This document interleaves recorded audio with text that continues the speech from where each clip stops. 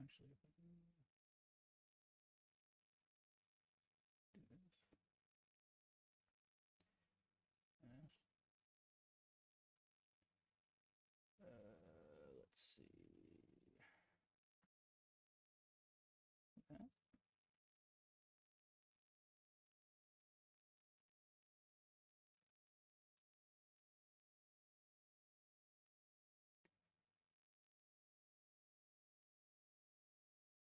Uh,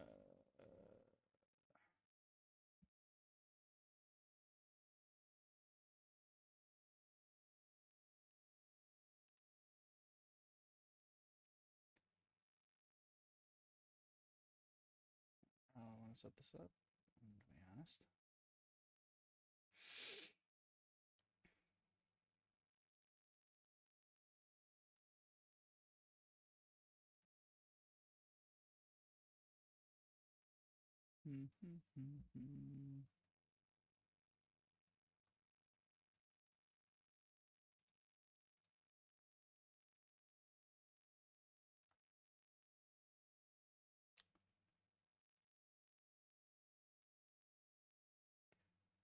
I think what I'm gonna do is just this.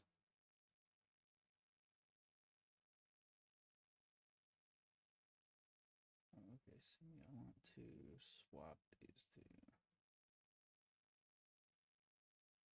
Let's put you there, put you there.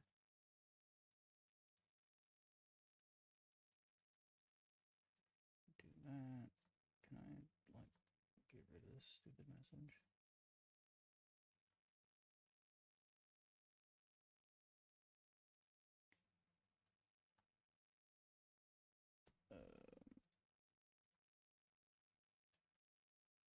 Well, it's at least at the bottom now.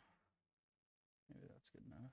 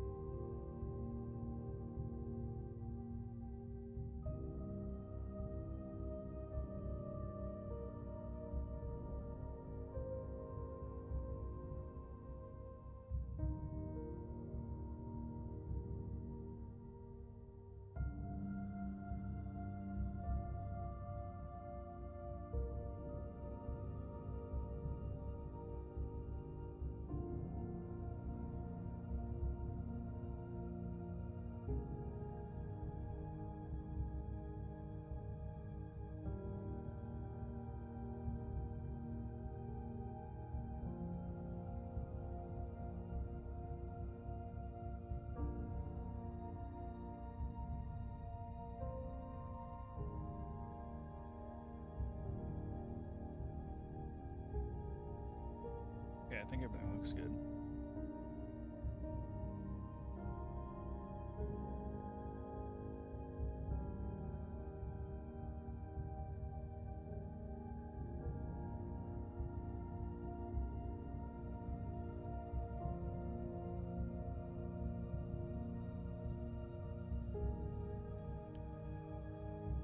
seems to be working.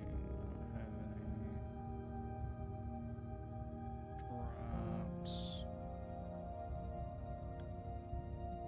Okay. We're gonna view.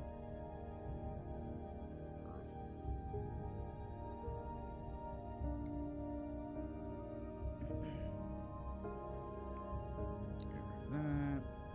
And I think here this will have a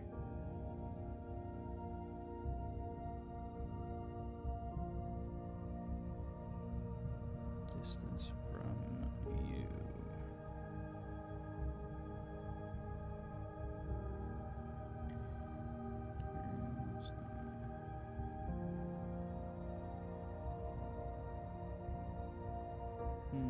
Alright. I'm not gonna learn how this works. Anyway, though. Oops.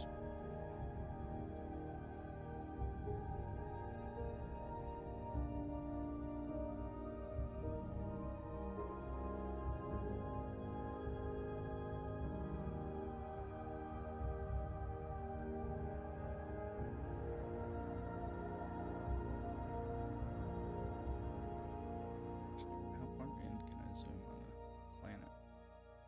Oh, wow. I can go pretty far. Can I choose to zoom in? Down a little bit.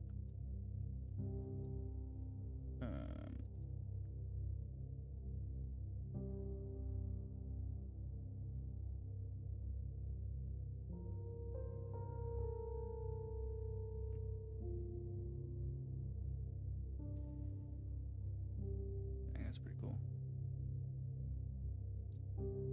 It's a little cut out.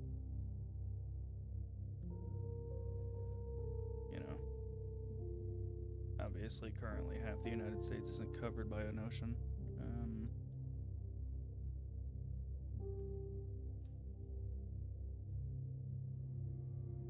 It's cool though. Interesting. Okay. Oh, hey, there's James Webb. Look at that. Isn't that bad boy?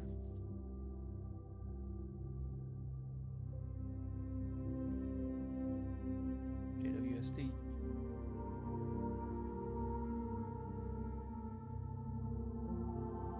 So actually, I made a video, I think just this week, explaining Lagrange points. And JWST, can I highlight it? Yeah, okay. JWST sits at the L2 Lagrange point. And that means, in its case, that the sun, let me get rid of some of this, the sun's gravity and Earth's gravity, where'd Earth go?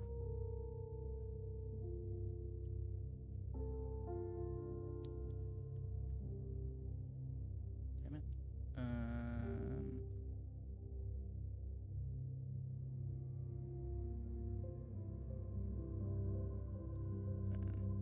Zoom way out again.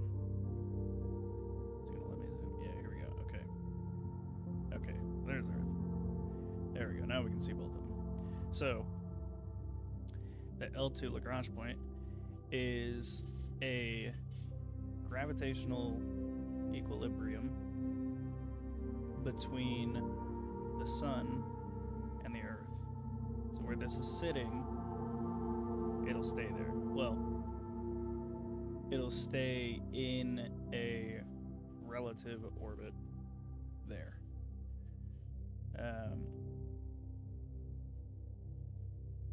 And if we look, since this is a 1 second per second simulation, a real-time simulation,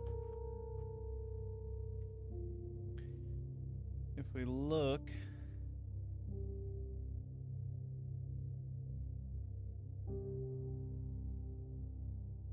there should be a speed. Where's all my details? Density, speed. There you go. It's basically not moving. It is moving, obviously, but it's more or less in a solar parking spot, if you will.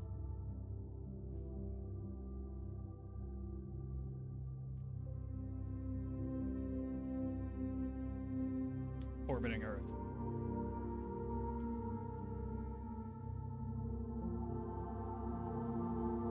So that's kind of cool. I think I had some questions about how, if it's between the Earth and the Sun, then how can it see anything? Well, between the Earth and the Sun is relative. Currently, it's not between the Earth and the Sun. The Sun's over there. Earth is here. It's out here.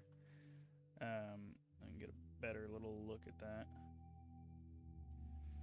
And it's under, if you were to consider this a plane, it's currently under the Earth. It's kind of weird to explain it that way because it's not really a plane, but you get the idea. And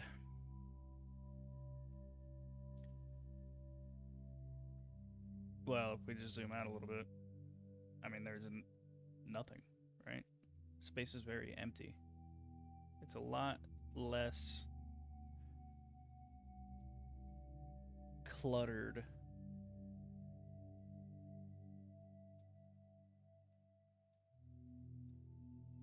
than media makes it out to be. And so that's actually another great example. Voyager 1 being way out in, well, now outside of our solar system. But double click on it, will it? No, I just have to zoom in on it. Okay, that's fine. We'll zoom in on it.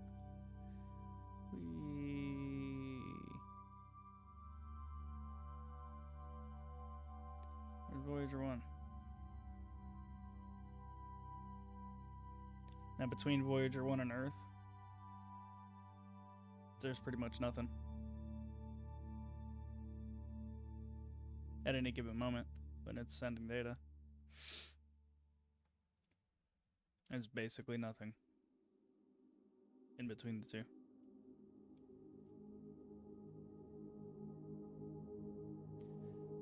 So that's why we can still communicate with it. Now, granted, the signals coming back are a billionth of a watt. They're very weak.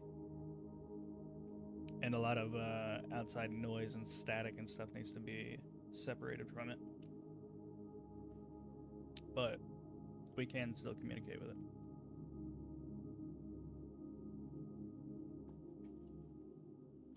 As for your Wi-Fi or some phone signal, something along those lines, because I got tons and tons and tons of the exact same comment on that video about Wi-Fi service dropping out or cell signal dropping out or something along those lines.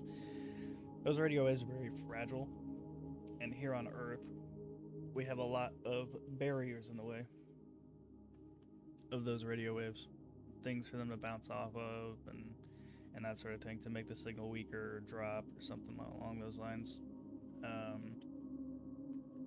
If you work in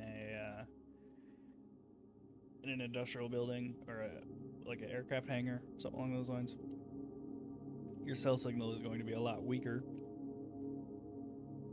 inside that building than it will be if you open up the doors or walk outside or something along those lines. And that's because those signals are bouncing off of or breaking at the metal buildings. But out here in space, if we let's see if we can position ourselves relative to Earth and then zoom in from here and and see how much stuff we hit in between.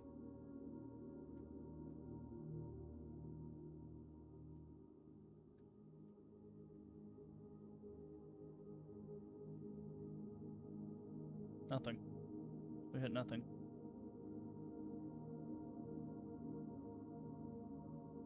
And so that's kind of the point.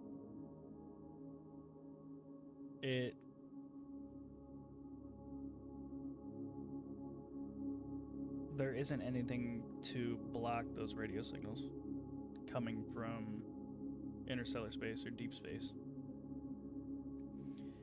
There's only the strength of its own signal, which does take nearly a day to reach us. It's like 23 and a half hours, something along those lines.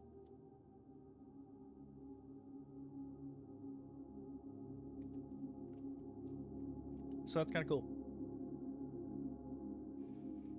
I think, anyway.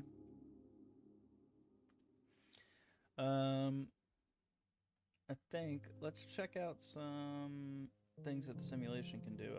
I'm new to Universe Sandbox, and I wanted to mess around with it for a while, so I think we can check out some other stuff.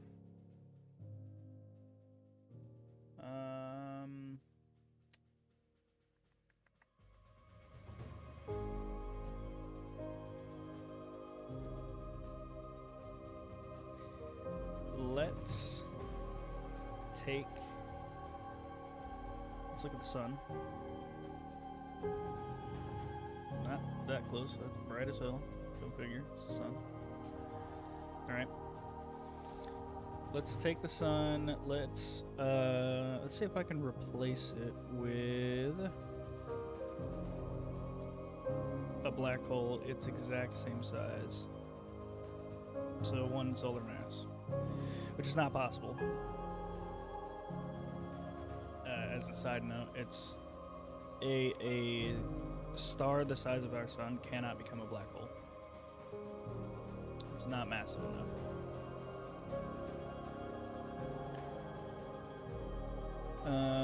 Let's see if I can change this thing. Add material, modify.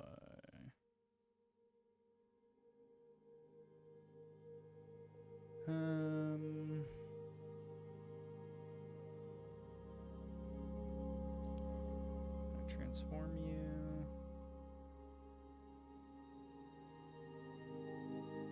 Not really. I would have to probably pause the simulation.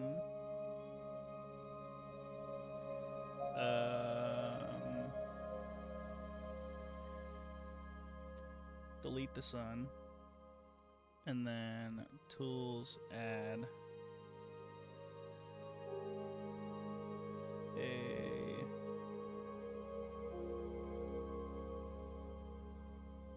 black hole with 1 solar mass in its spot, and it zoomed me out, so that's aggravating. Hang on. Let's just look at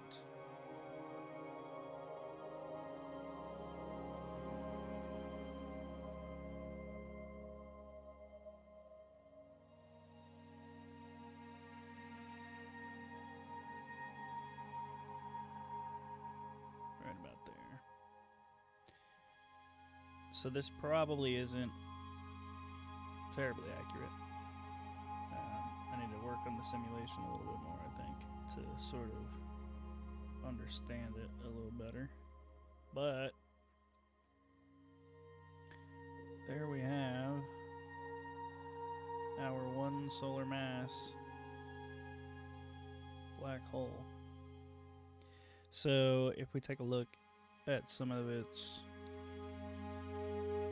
stats here, there should be a mass. Yeah, okay. Schwarzschild radius. This is the reason that our sun cannot become a black hole.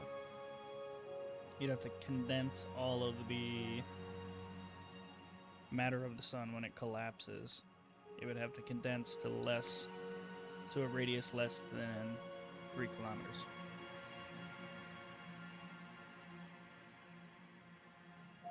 But the material inside of the sun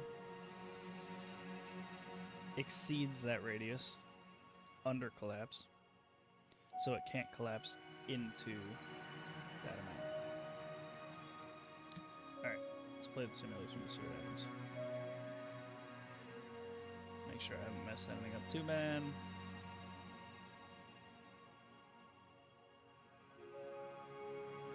Yeah. Everything seems relatively the same, which is exactly accurate. That's exactly what would happen. You see, we orbit around a zone of gravity. It's not necessarily just because it's a star. We could have a one solar mass black hole. The sun could be instantly replaced with a black hole, and nothing would change for us. Except 8 minutes, approximately 8 minutes after it's replaced with a black hole, we would be very dark. There would be no more light on Earth. But it would take 8 minutes for us to realize that.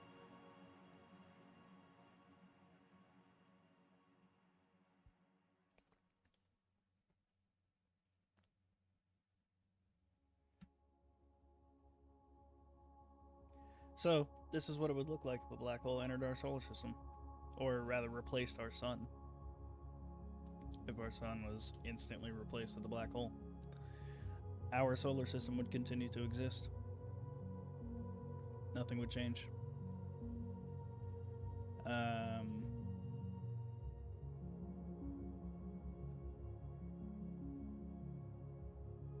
There wouldn't be any orbital disruption. As you can see, everything else is moving exactly the way it should. We can upscale this a little bit. Let's go to like...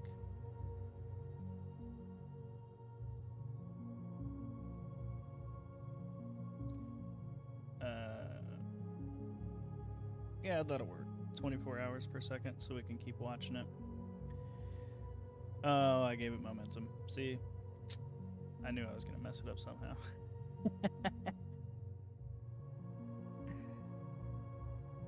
Well, we can keep watching. See what happens, right? That's the fun part.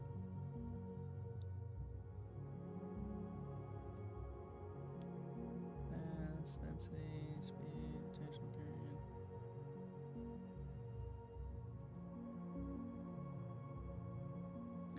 Oh, you know what? I'm actually just looking at this from a weird angle, and that's why.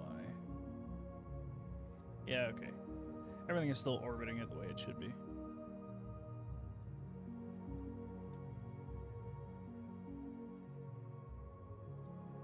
Let's get a zoom in on Earth here.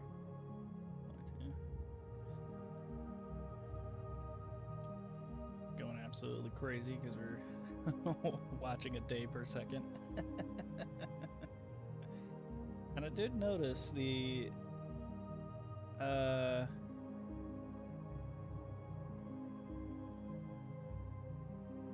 simulation has not removed the light that would be removed in this case.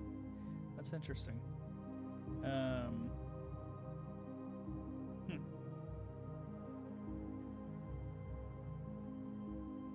Oh, but look at that. We're going to get... You can see our trajectory. We're going to get shot off into oblivion over there. See ya.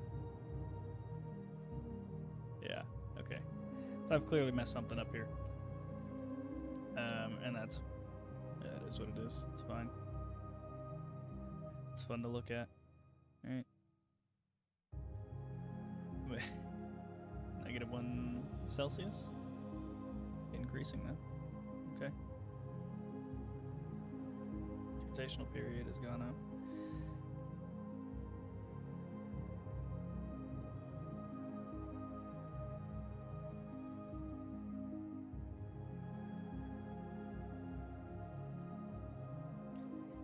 There's got to be a way to, let me reset the thing here.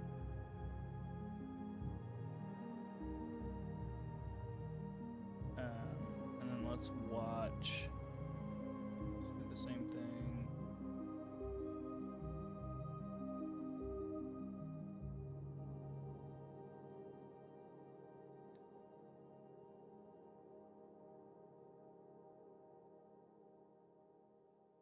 Zoom in on our sun. Yeah, okay. So I must have given it some unforeseen property, or let it keep some unforeseen property. Tidally lock, explode.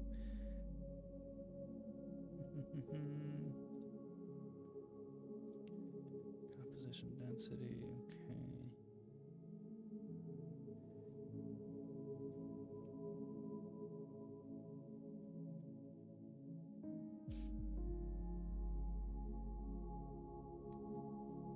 I'm pretty sure there's a way to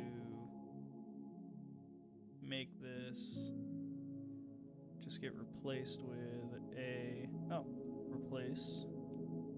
Yeah, here we go. Black hole, solar mass black hole, replace it.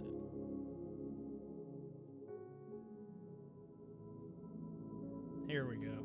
Okay. That makes much more sense.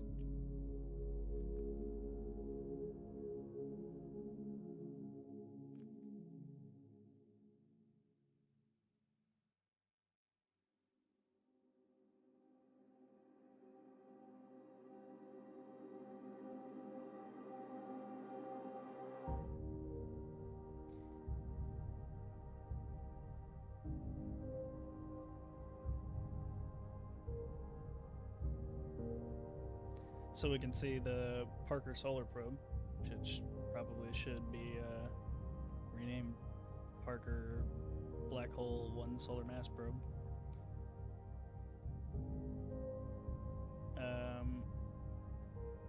Keeps doing its normal thing. Even though it gets close, it doesn't cross the event horizon of this 1 solar mass black hole. And because it doesn't cross that event horizon, it just keeps doing its thing. Same thing with the rest of the solar system, right? It's as if nothing happened.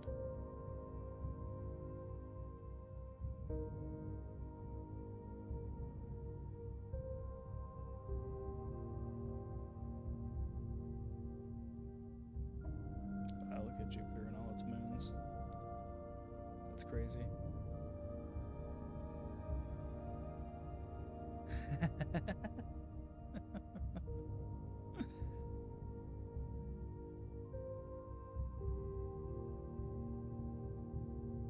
I love the sped up time scale here. Just makes it look silly.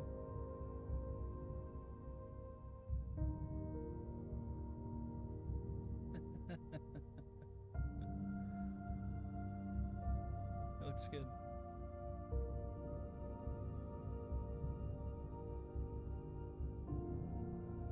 Jupiter, the hoarder of moons. Get rid of some of them, bud. And Saturn, same. Oops, Saturn, same thing. Relatively speaking, another hoarder of moons.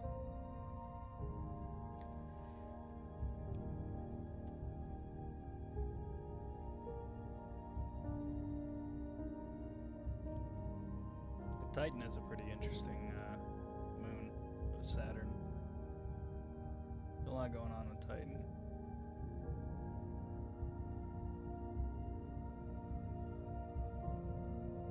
Methane oceans and that sort of thing. That little guy's pretty cool.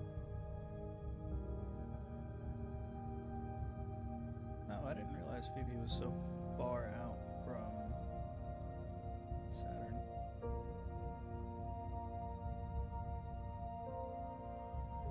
Always learning stuff. Always learning.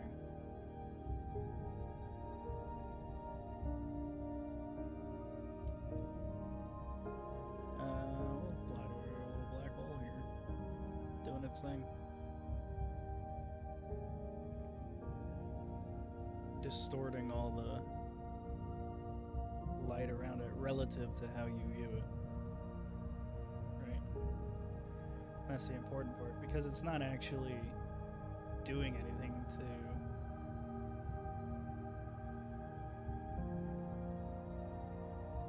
this light aside from how we're viewing it. And this is gravitational lensing.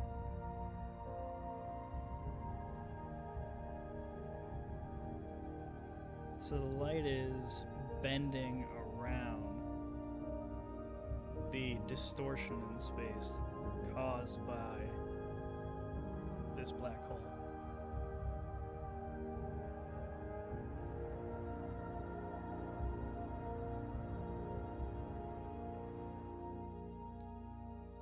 But if we were to view, say for example, just zoom way out here.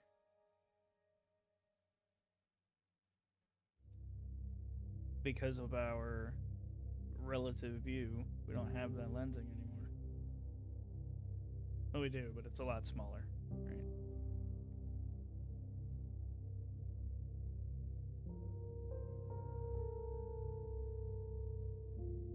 And that's kind of cool too, in my opinion.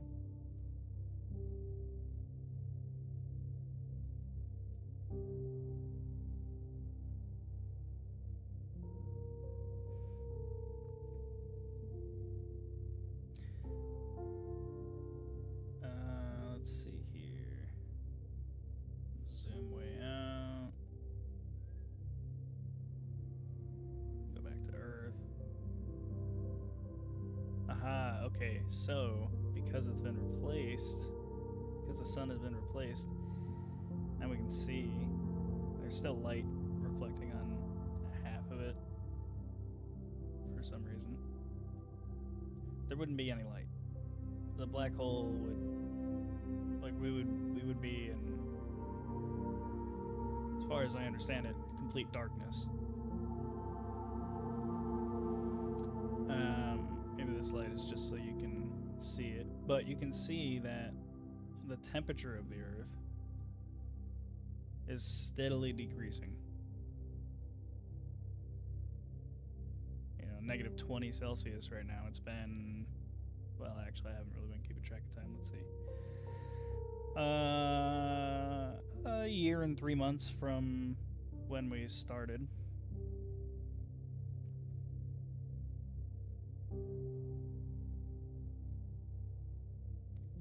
We're a floating ball of ice. Because we don't have any of the heat from the sun.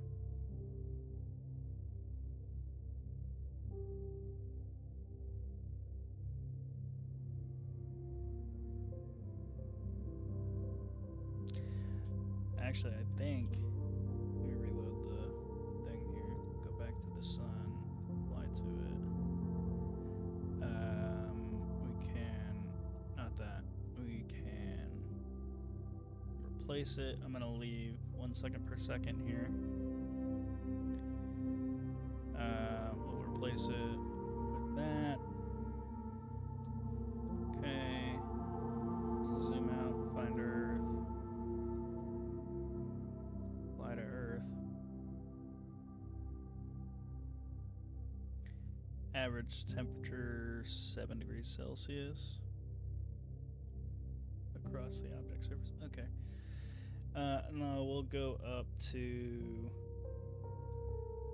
let's do like maybe a minute per second is a little too fast, but so in about 8 seconds, we'll see this begin to drop.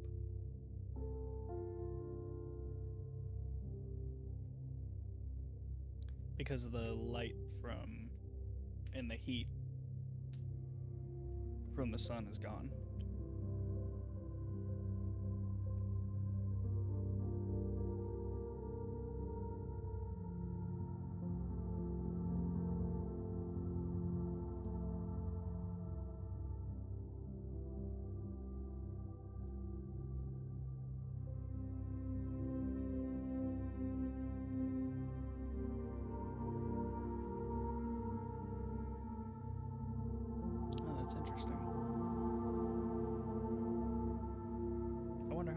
take then.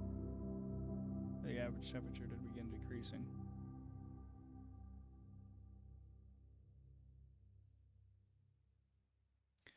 Oh, you know,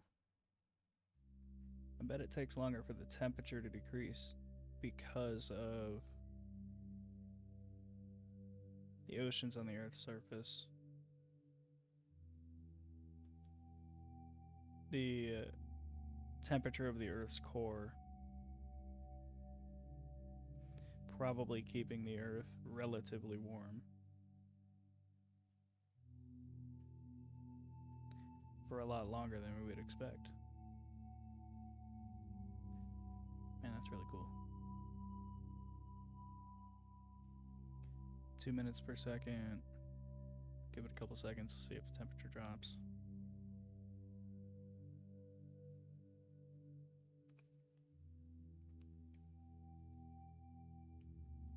Still rising. Okay, well, let's see how long it takes.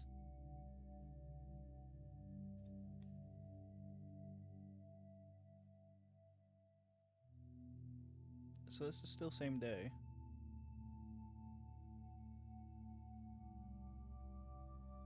It's, mid-afternoon now. Basically nothing's changed. Except we would see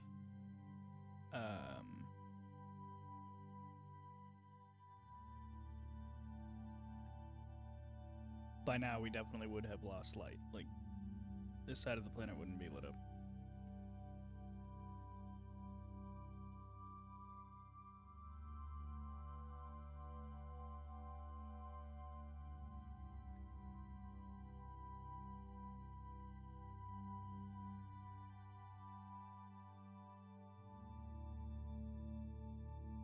Okay. So we saw a decrease in temperature a little bit.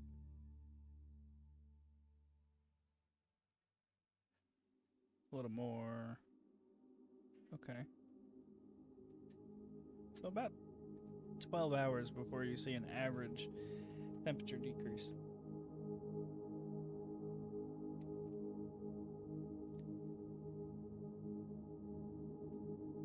Let's go 10 minutes per second, 11, that's fine.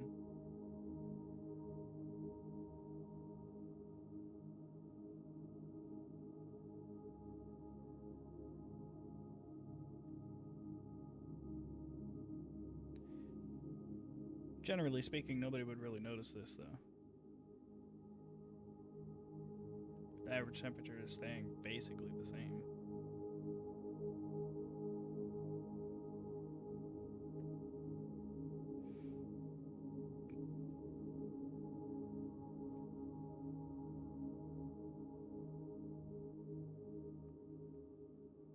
We just aren't seeing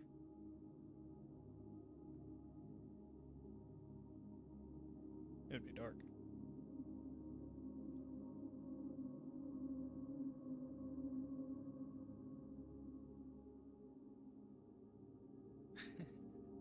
I like just watching the Hubble Space Telescope just do laps around the Earth.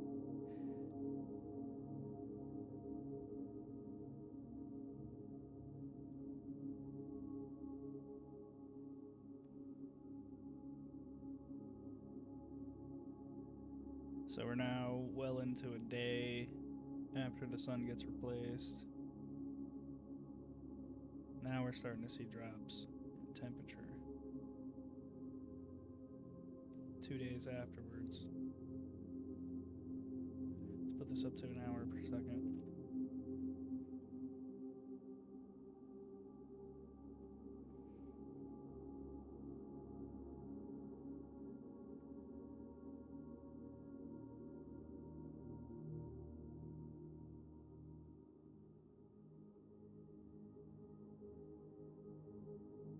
So we're 3 days past. Temperature is starting to go down. Average temperature is starting to go down. Over here.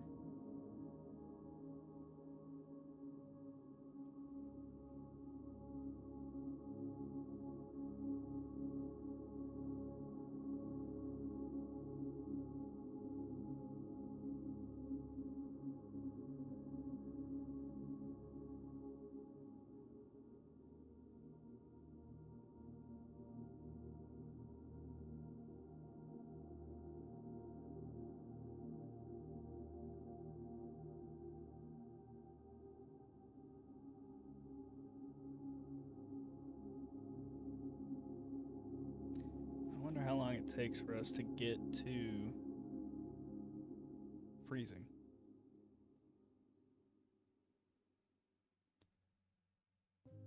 We're 6 days now. Let's increase the speed a little. Let's go.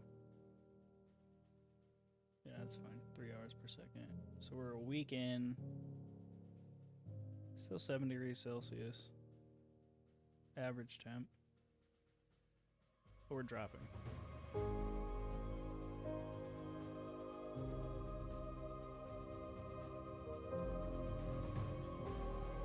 We're dropping like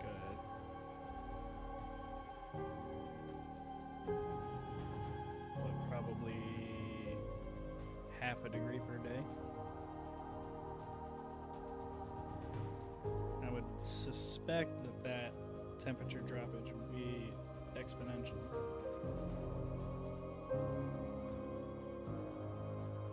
Rather than linear.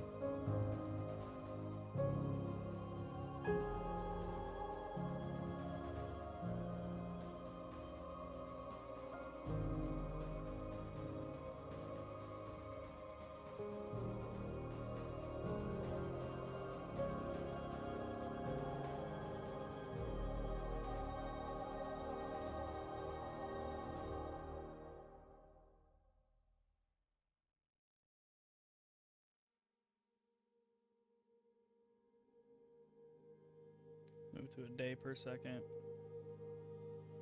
And I'll pause the simulation when we reach 0 Celsius.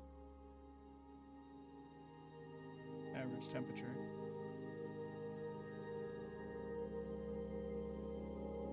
Let's see how long it took. I suspected it would be a lot faster, but I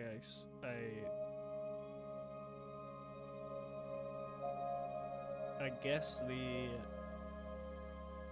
rotation of the Earth combined with the core temperature, combined with the oceans holding heat, all the roads and everything that we have, buildings and cities and that sort of thing, holding heat, it slowed down how long it takes for the temperature of the Earth. Almost. There we go. Close enough.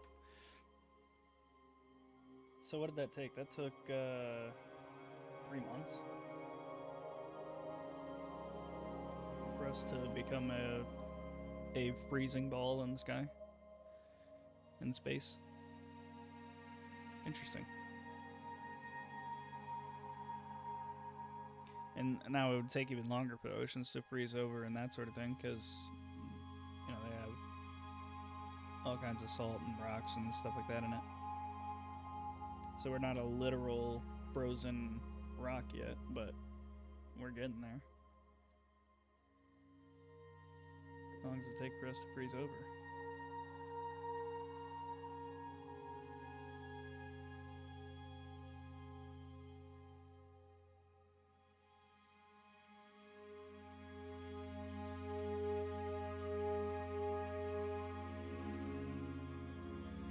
You can see it up here.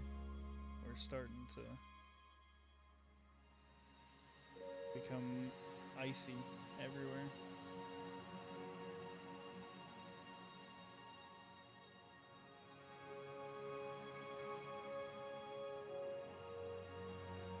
Look at that. Right along the equator. All ice.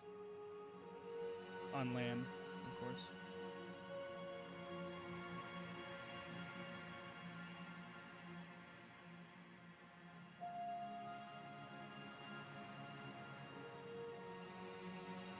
Interesting.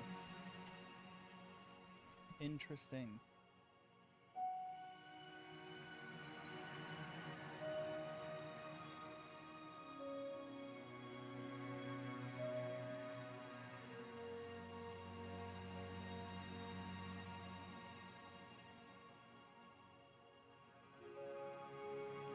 Still going. Those oceans are still blue.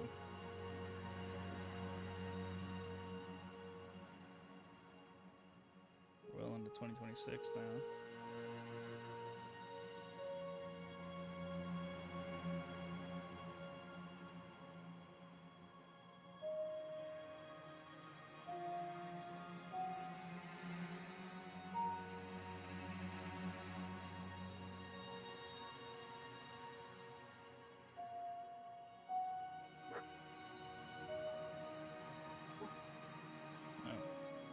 upset about something. You have to excuse that.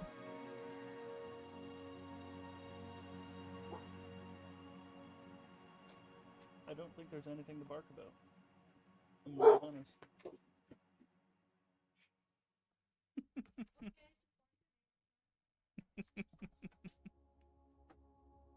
Oh, dang it. I was paying attention to my dog. So, sometime between February and April of next year, we would be a ball of ice. And an average temperature of negative 15 Celsius. Man. That's kind of cool. But, more to the point, our orbit never changed.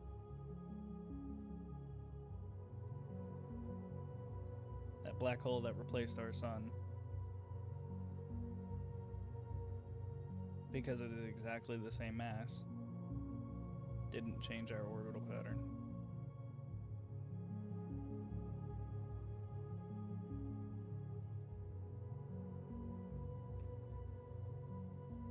There it is.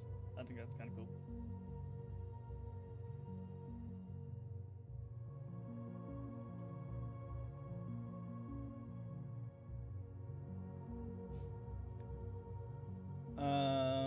Okay, I think I'm gonna move on to let's just do an empty simulation here. And let's add we'll go with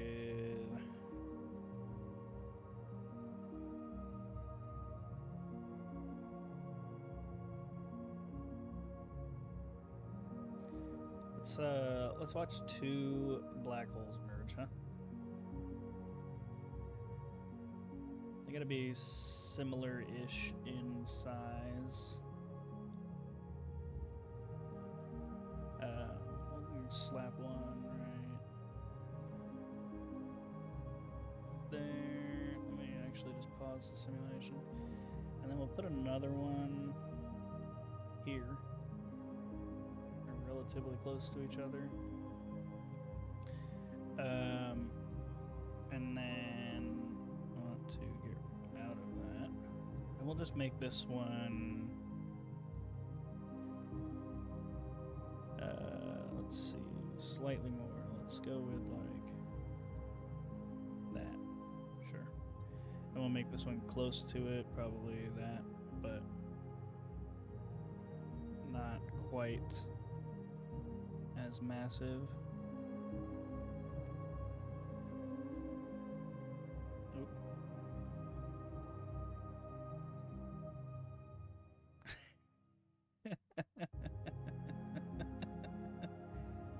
So eventually, let's slow this down a bit. We can see what's happening.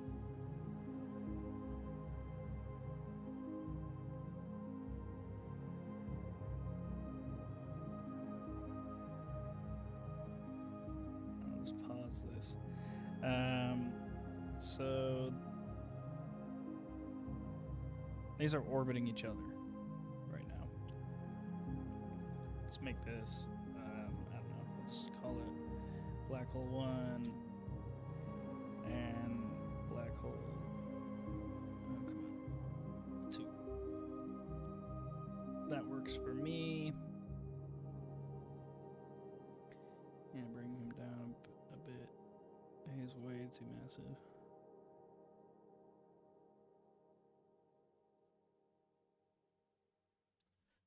There we go.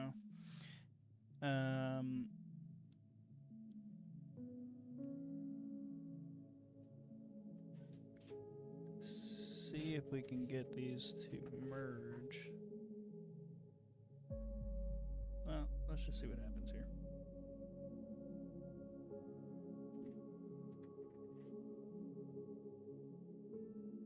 It looks like they're getting closer. It's hard to tell though.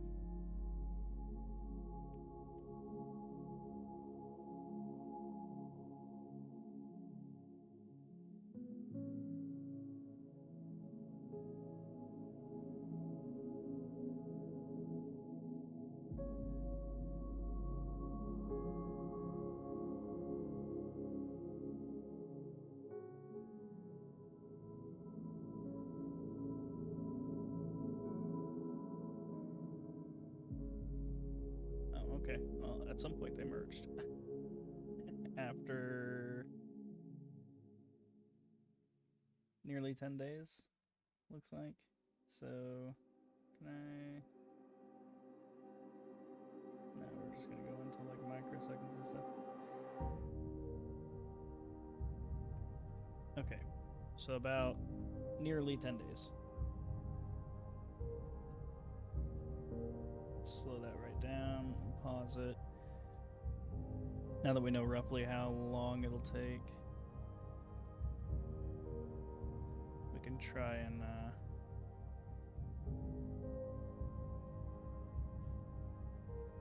put them next to each other.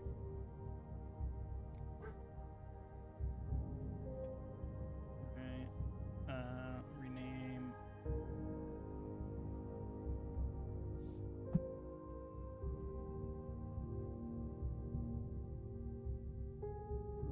And we're gonna make its mass just bigger. It doesn't have to be crazy. And then black hole one, we're just gonna keep it. It's a black hole. Okay. And then we'll follow the bigger one, I think. I think that makes sense to me. Let's put something in the way so we can see it. The gravitational lensing. Oh, they just merged instantly. Okay, interesting. That's not what I was expecting. I probably put them too close together. But now, we have a black hole doubled in size.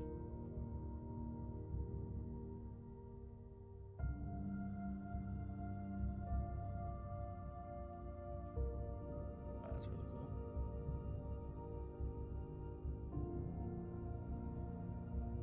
That gravitational lensing is super cool.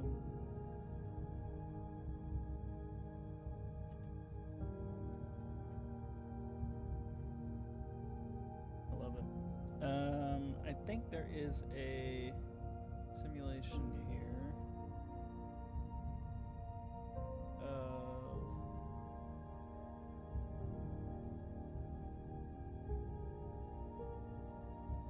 yeah, here we go.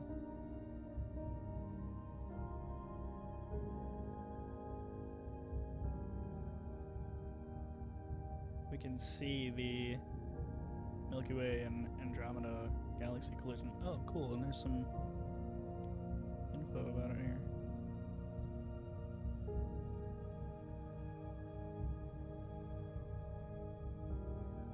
Look at that. Oh, what? What? There's just stuff getting shot out into oblivion over here. Andromeda galaxy. Colosseum.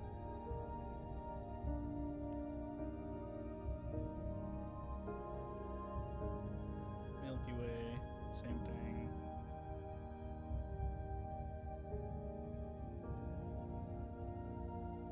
And its black hole, along with Andromeda's black hole, should merge.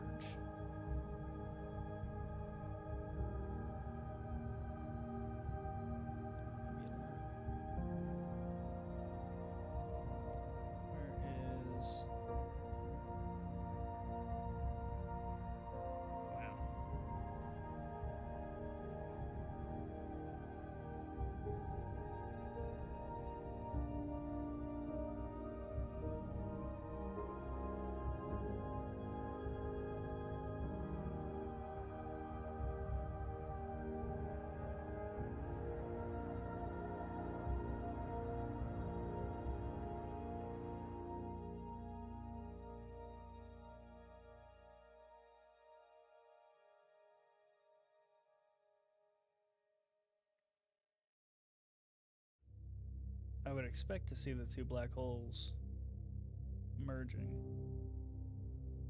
at some point. Unless I've already missed it. It's possible, I suppose. Let's scale the time to ridiculous numbers here.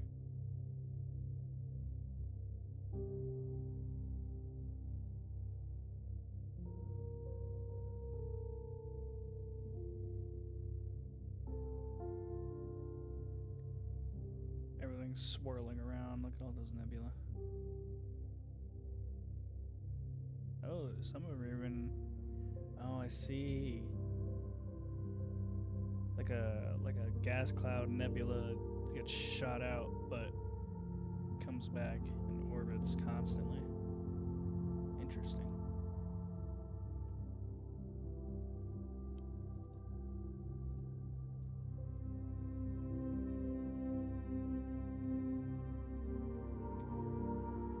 I wonder if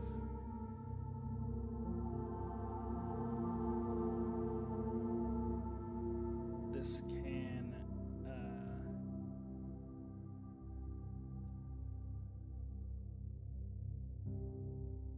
like I wonder if we leave this running long enough, if it'll reform another spiral galaxy.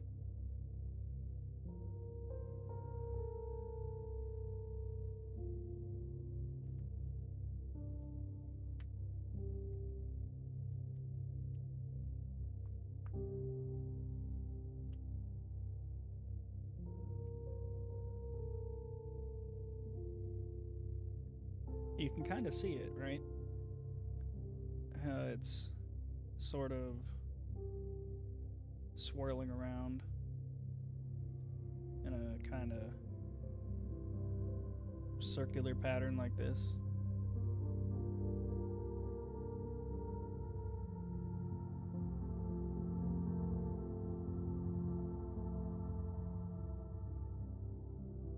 Oh, what are you? I wonder.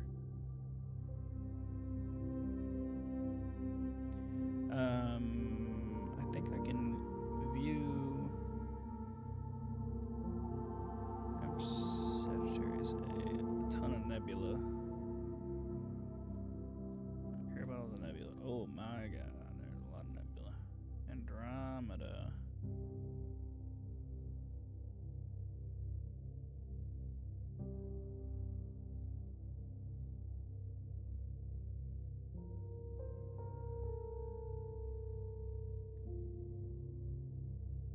Let's see if we can just view. Okay. Oh, what? Interesting. Okay. I wonder if this simulation just doesn't have Andromeda's black hole.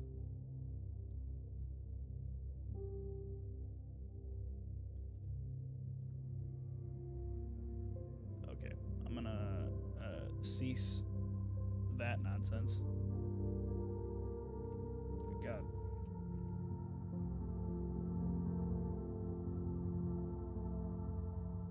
We're currently 11.5 billion years from now on a time scale.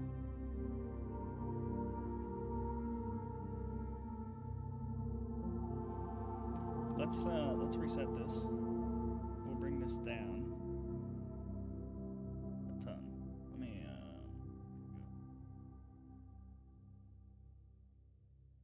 okay. And now we have because I want to view. Yeah, Milky Way is there. Okay. Galaxies, Milky Way, Andromeda. Okay. Okay, so we do have the Andromeda black hole. Let's fly to it.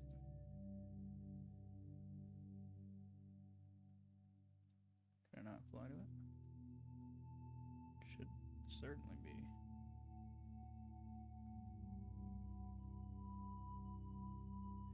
Yeah, there it is. Okay. We're gonna follow. Oh no. I don't want to land on it. I want to.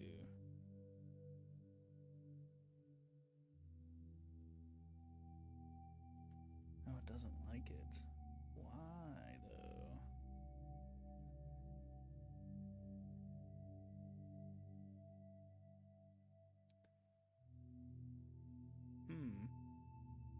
Okay.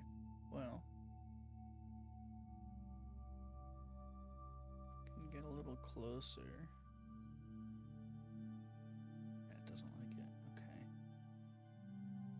Okay. I think what we do here is keep an eye on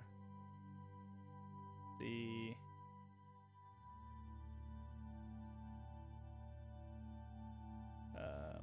numbers.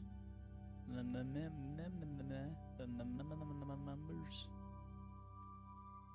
Andromeda.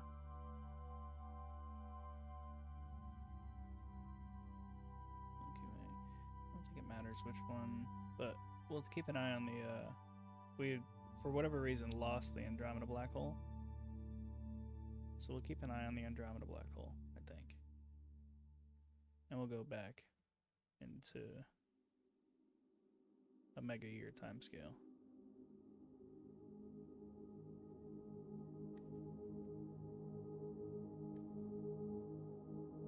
Can we see the two collide?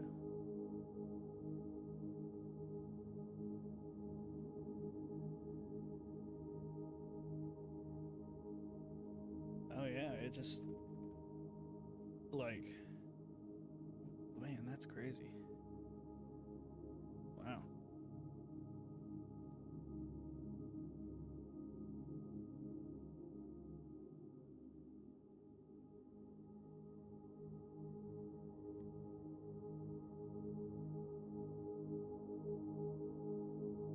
Wild. Let's move up the time scale as much as we can.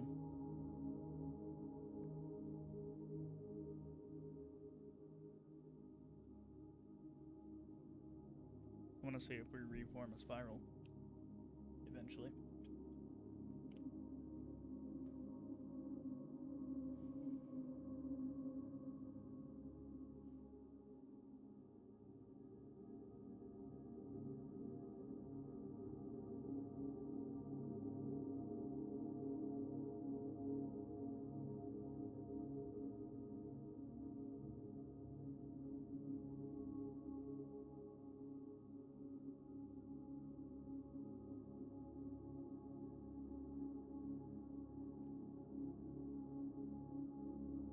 $6 billion years have passed.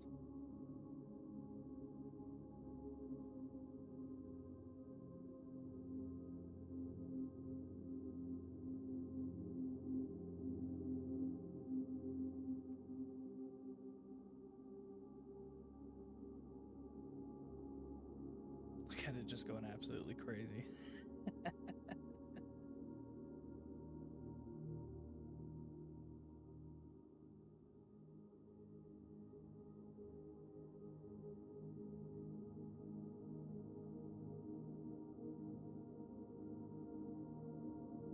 Surely, eventually, maybe on a time scale that's really hard to sit here and wait for. Like maybe it takes, 100 billion years or.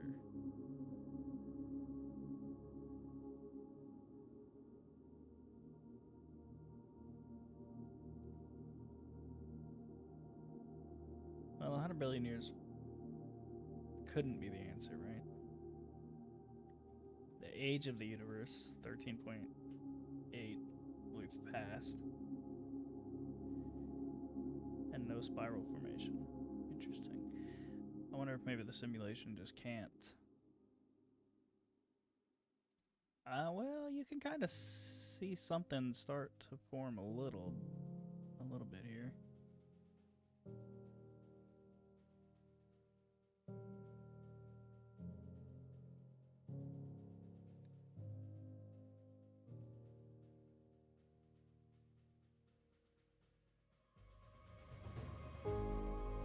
Wow.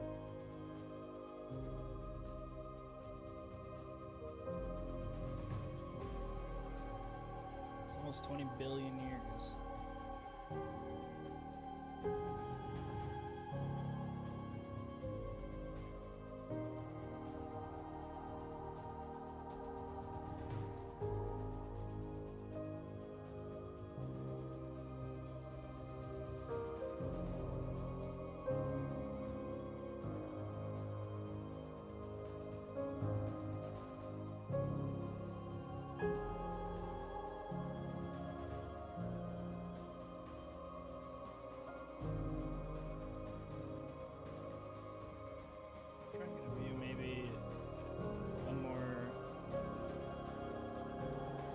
macro scale view.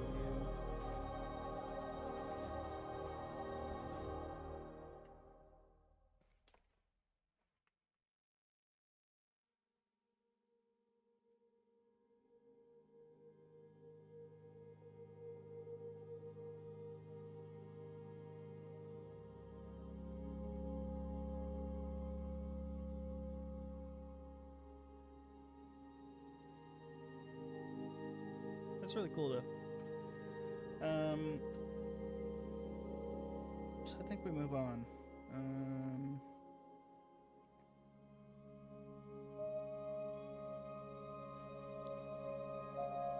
Okay, here's a cool idea. Let's go all our live solar system. Back to our live solar system as it currently stands. But let's replace the sun. Oops. Actually, do we want to replace it, or do we want to... Yeah. Let's replace the sun with... something much more massive.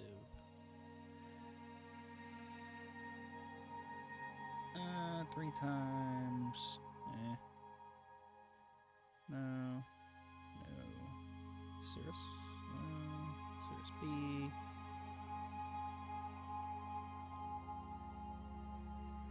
I want something that's like 10 times the mass of our sun. Well, that's a lot more than 10. That's huge. Just its radius alone would incinerate the Earth in a second. Wow, wait. Okay, yeah. Wow. Some of these are so cool. Okay, but let's pick one. Maybe 8.5. Okay, 17.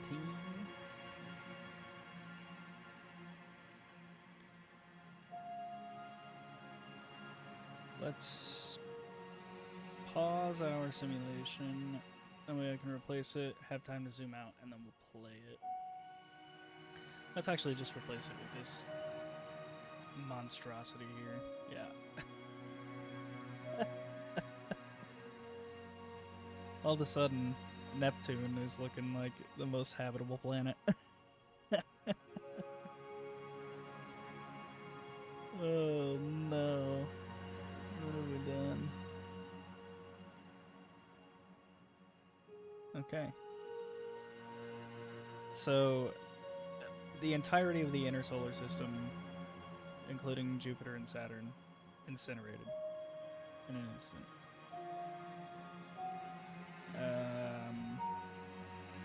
Let's speed up time a bit.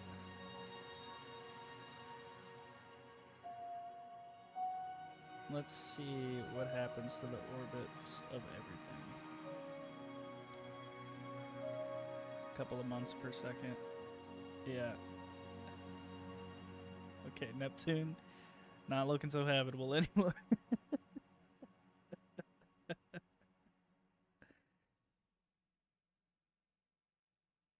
I mean, this is basically everything in the solar system just getting sucked in, including New Horizons. There that goes. What about Voyager? Where are you at, bud? Voyager 1. Have you escaped damnation? It seems like it. It seems like you're still going.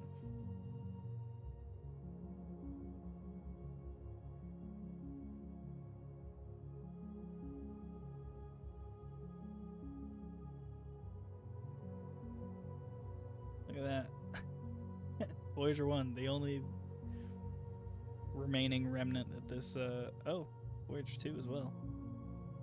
Looks like. Voyager 2 is making a return. It's not far enough out. It wasn't far enough out to escape. There's a little curve in Voyager 1's trajectory. Maybe it didn't escape.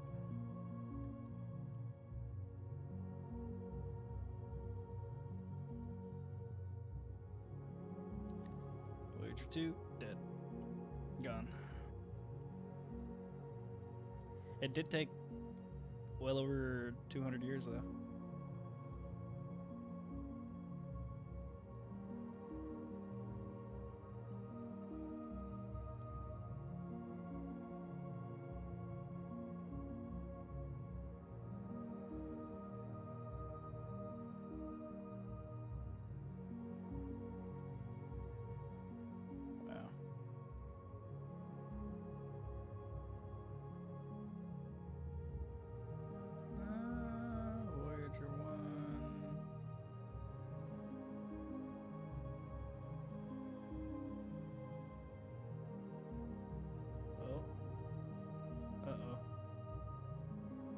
It's returning.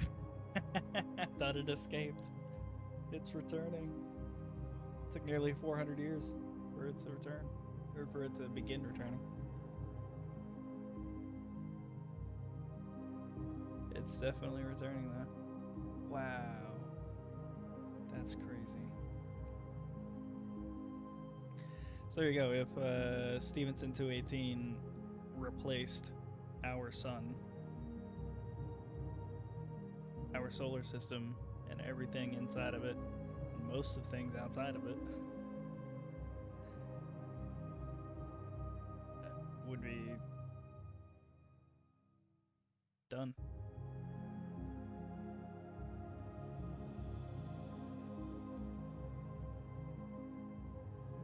Let me speed up time a little bit. Let's see what Voyager does here.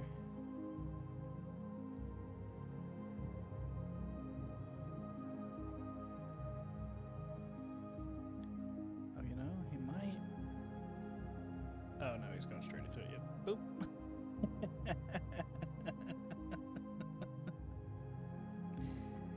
Okay, let's go with something a little less ridiculous this time.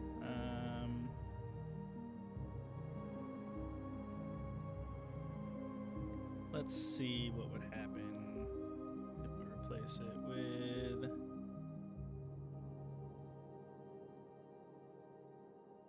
What are you? Twice... 94 times the mass of Jupiter.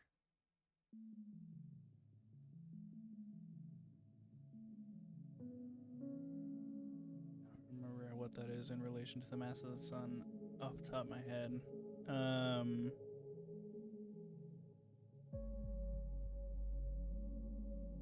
know it's less than the mass of a sun, but... or of our sun. Let's go for...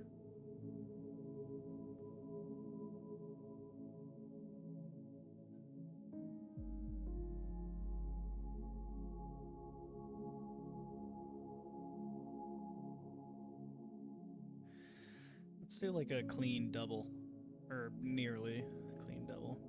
Let's see what happens. So if our sun was replaced with Sirius, how would that change?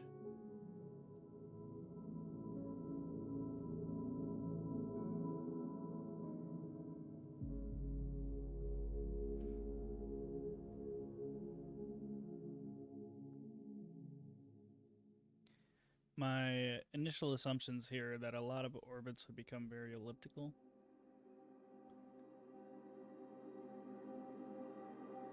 Especially in the inner solar system.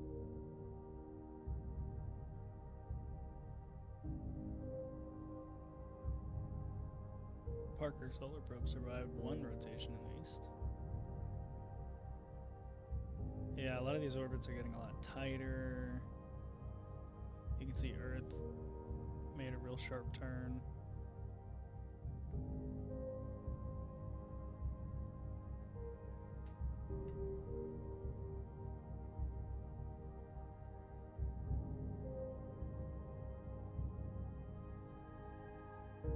sort of shoots out. Oh, I thought for a second that was.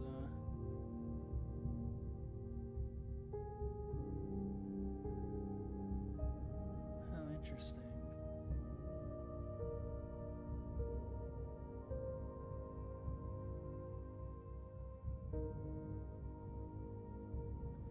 Well, probably have to wait a little while longer. Let's up the time scale a bit.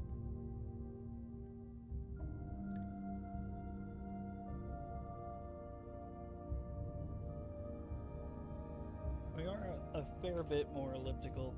Oh wow, the moon just like exited Earth's gravity basically. It's on its own now.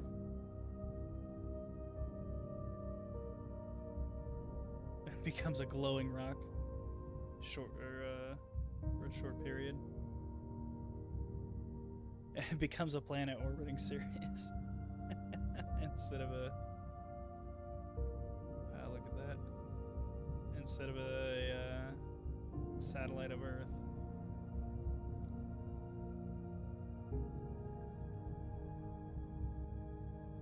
What has happened to Earth? Wow.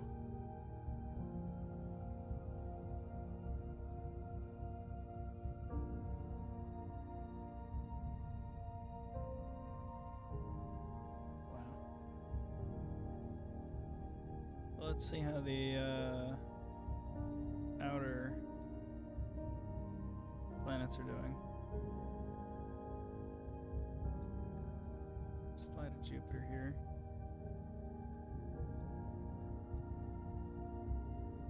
Seems mostly unaffected, to be honest with you. Its orbit's changed it a little bit.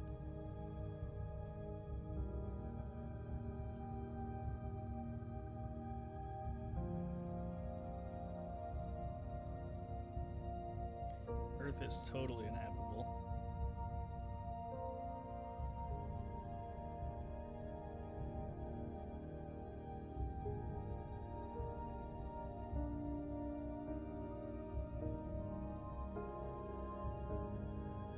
Actually, Jupiter loses some of its moons. Look at that.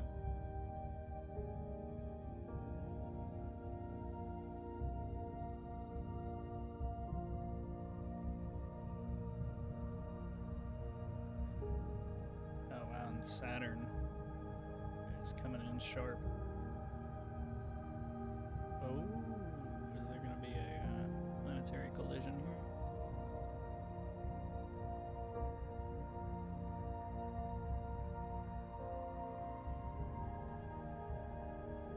I don't know if they'll collide. I suspect that they definitely alter each other's orbits. Or does Saturn become a moon of Jupiter? That would be wild.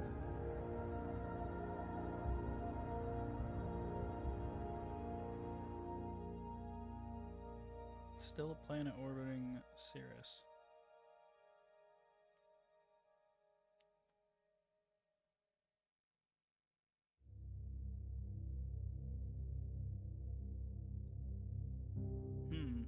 I wonder why Saturn was affected so much and Jupiter seems to be affected far less.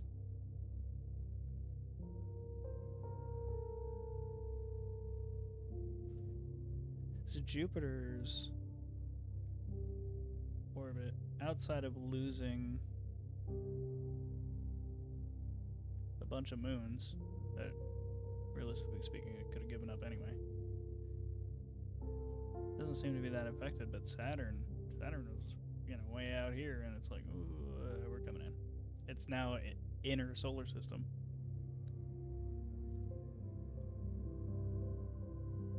Interesting.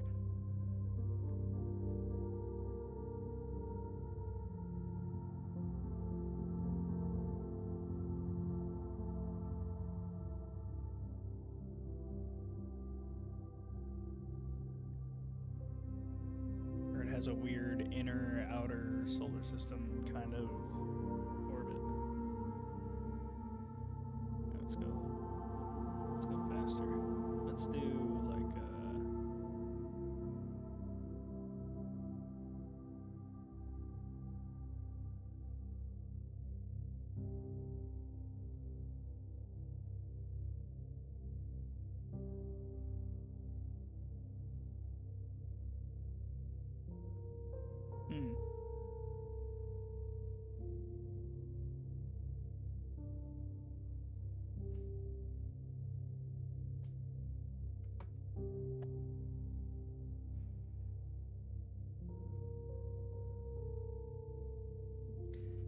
definitely changed our solar system in pretty crazy ways, in my opinion. At least in ways that I wouldn't have suspected.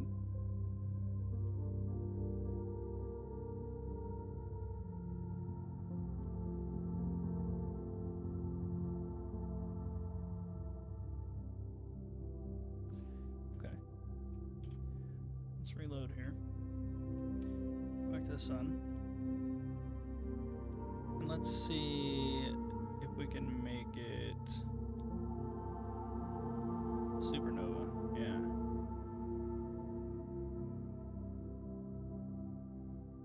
What happens? Oh.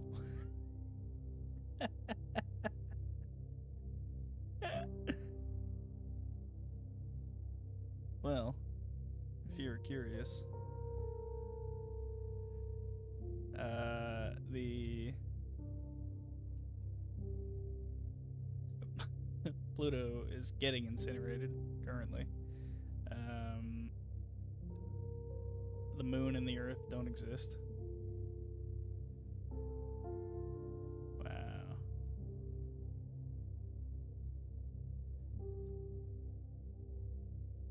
Moon.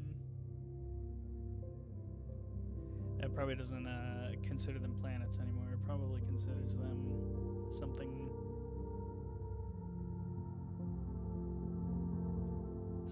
else.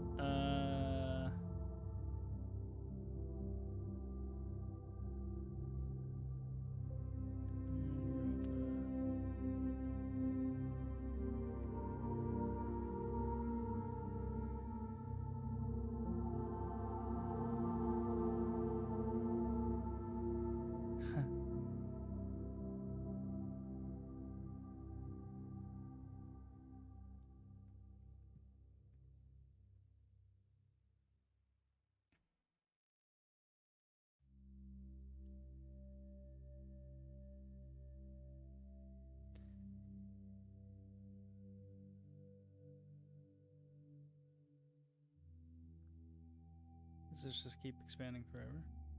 Oh, wow. It does.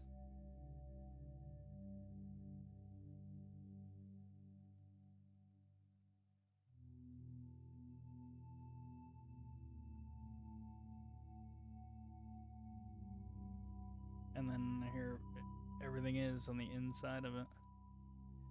And obviously, they're no longer orbiting. They're getting shot out in every direction.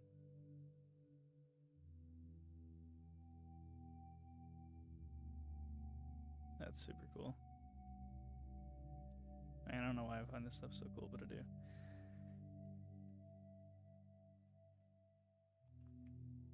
Okay.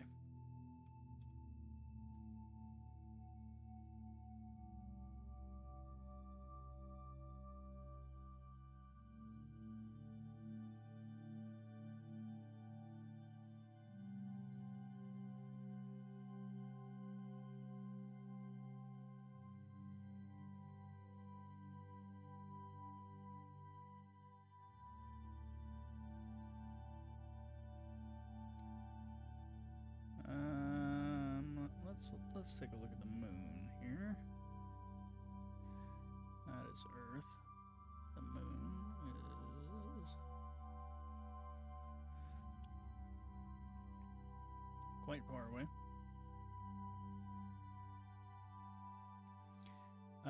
What if it just got deleted?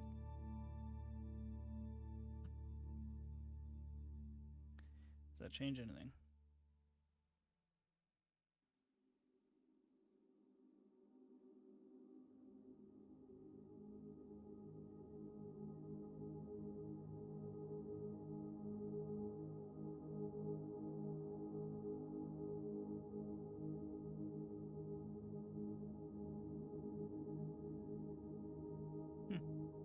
Not really. That's surprising. I mean, I'm sure it would change stuff on the surface of Earth. But I don't know that the Universe Sandbox can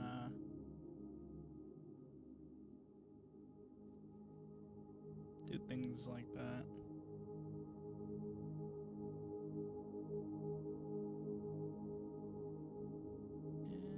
Interesting.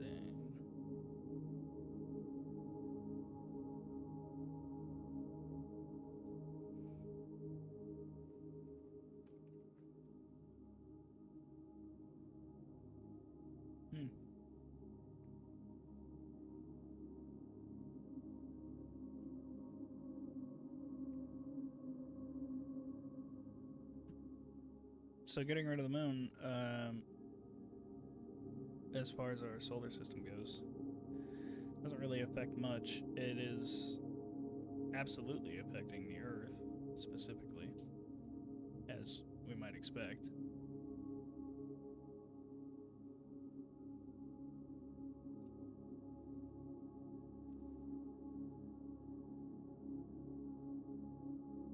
Huh.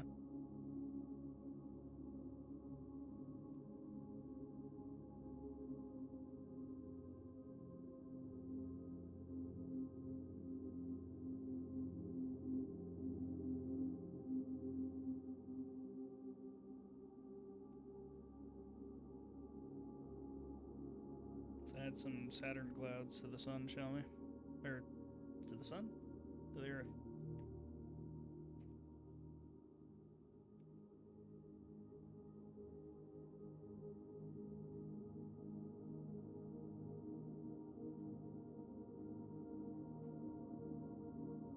Fragment. Oh. All these moons collided because I didn't see them. So they, yeah. Well, you know. That just is what it is, right?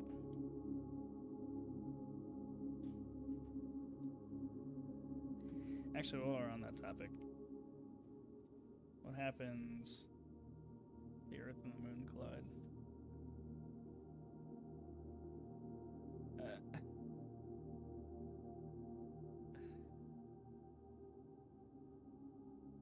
Uh-huh. Yeah. Yeah. Not what we expected, right?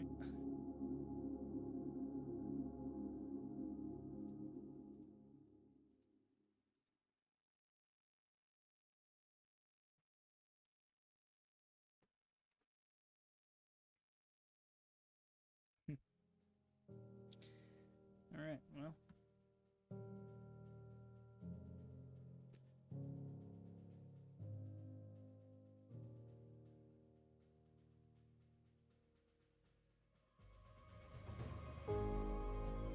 That gotta be it for now. I'm just sort of exploring live streams and Universe Sandbox a little bit.